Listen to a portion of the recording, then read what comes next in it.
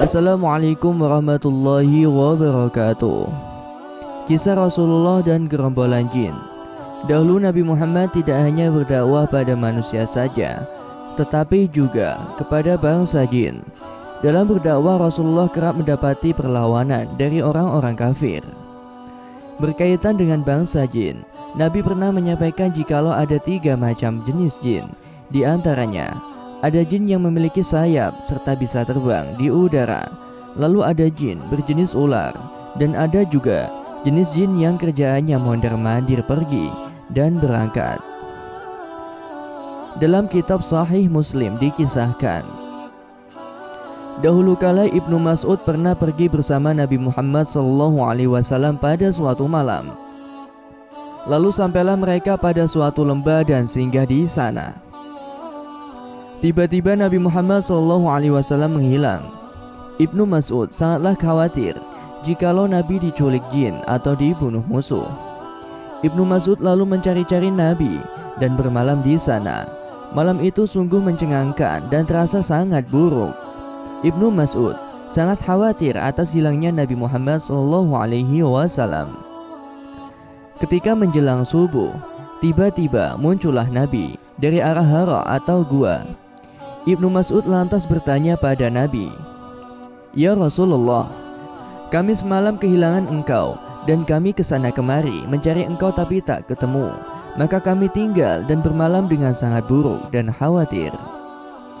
Nabi Muhammad SAW lalu menjawab, "Ada segerombolan jin mendatangiku dan mengundang diriku untuk pergi bersamanya agar kubacakan Al-Quran pada mereka."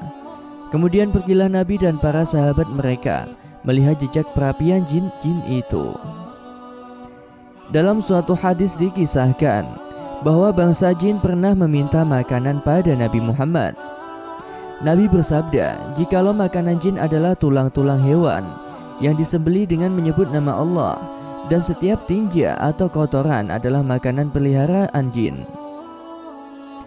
Jadi bahan makanan jin muslim adalah tulang-tulang dari hewan yang disembelih dengan menyebut nama Allah. Sedangkan jin kafir atau setan tak akan bisa memakan makanan yang dibacakan nama Allah. Ada suatu kisah yang mirip dengan kisah di atas. Diriwayatkan Imam Tabrani dari Zubair bin Awam, di suatu hari pernah Nabi melaksanakan sholat isya di Masjid Madinah. Kemudian setelah selesai sholat isya, bertanyalah Nabi pada para sahabat, "Siapakah di antara kalian yang berkeinginan bertemu utusan jin malam ini?" Para sahabat hanya bisa terdiam dan tidak ada yang bersuara. Nabi sampai mengulangi pertanyaan itu sampai 3 kali. Kemudian berjalanlah Nabi menghampiri Zubair dan menggandeng tangan Zubair. Kemudian Nabi mengajak Zubair untuk pergi menjauhi kota Madinah. Dan sampailah ia di hamparan lapangan luas. Lalu tiba-tiba muncullah sosok berbadan tinggi dan kurus seperti halnya tombak berkain putih yang diselendangkan, dilipat lengkungan di antara kedua kakinya. Saat pertama melihat sosok itu, badan dan hati Zubair bergetar seakan-akan tidak berpijak di atas tanah. Nabi Muhammad SAW lantas membuat garis lingkaran memakai ibu jari kakinya. Rasulullah lalu berkata, "Duduklah di tengah lingkaran yang telah kubuat." Di saat Zubair duduk di dalam lingkaran itu, maka hilanglah rasa cemas yang muncul tadi. Nabi lantas berjalan di antara Zubair dan makhluk misterius itu. Kemudian Nabi membacakan beberapa ayat suci Al-Quran hingga terbitnya fajar. Lalu Nabi menghampiri Zubair dan berkata, "Ikutilah diriku." Lalu berjalanlah Zubair dan Nabi bersama hingga beberapa meter. Nabi pun lantas berkata, "Berpalinglah, kemudian lihatlah, masih adakah mereka?" Zubair berkata, "Ya Rasulullah, aku tak melihat apapun kecuali hanya warna hitam." Lalu Nabi merunduk dan mengambil tulang serta tai kuda. Lalu kedua benda itu dilemparkan ke arah warna hitam tadi. Kemudian Nabi Muhammad menjelaskan, jikalau sosok itu adalah utusan jin yang meminta pembekalan makanan. Dari sinilah maka kita tak boleh memakai tulang dan tai kuda yang sudah dikeringkan untuk bersuci, karena hal itu adalah makanan bangsa jin. Diriwayatkan dari Asy-Syafi'i Al-Baihaqi radhiyallahu anhu, dikisahkan bahwa dahulu ada seorang pria dari golongan kaum Ansar hendak pergi melaksanakan ibadah sholat. Tiba-tiba pria itu lalu kerasukan jin dan dibawa entah kemana. Akibat kejadian ini, keluarga pria itu menganggap bahwa dirinya telah mati. Pria itu sebenarnya sudah memiliki seorang istri, namun setelah si pria dikabarkan menghilang, sang istri memilih untuk menikah lagi.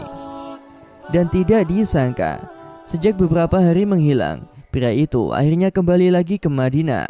Lalu bertemulah ia dengan sahabat Umar bin Khattab.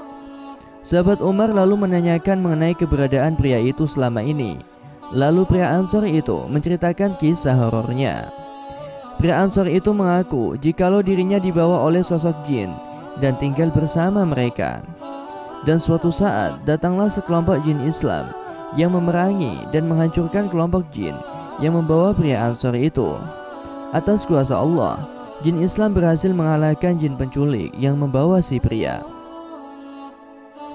Setelah itu ditawanlah jin-jin yang kalah termasuk si pria Ansor itu. Lalu komandan jin Islam berkata pada pria Ansor, "Kami tahu kau itu golongan manusia Islam. Oleh sebab itu, kami tak akan menawanmu." Lalu jin muslim itu memberikan pilihan pada pria Ansor, yaitu ingin tetap tinggal bersama mereka atau pulang. Tentu saja, pria Ansor memilih ingin kembali pulang ke rumahnya dan bertemu keluarganya. Akhirnya, dibawalah pria Ansor itu untuk kembali ke kota Madinah. Setelah bercerita, sahabat Umar bin Khattab lantas bertanya pada pria Ansor, apakah makanan mereka? Pria Ansor pun menjawab, Al-Ful dan semua perkara yang dibacakan asma Allah. Sahabat Umar bertanya lagi, lalu apakah minuman mereka? Pria Ansor pun menjawab, Al-Zadfu, yaitu buah yang berada di atas air. Pendapat lain menjelaskan bahwa yang dimaksud Al-Zadfu adalah tiap-tiap minuman yang tak ditutup rapat oleh manusia. Demikianlah kisah yang dapat saya sampaikan. Semoga bermanfaat dan dapat menginspirasi kita semua. Wallahu a'lam bishawab. Wassalamualaikum warahmatullahi wabarakatuh.